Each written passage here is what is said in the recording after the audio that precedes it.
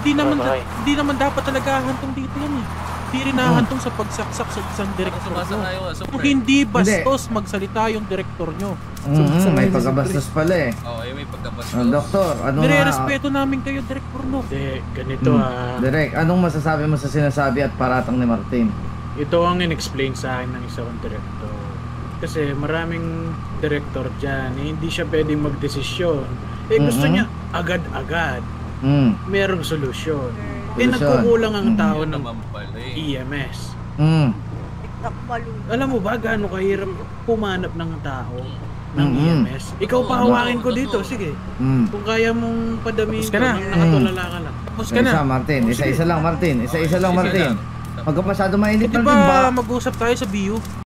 Kilala kong kaliskis mo, oy. Dito na Martin, andito tayo sa dagat.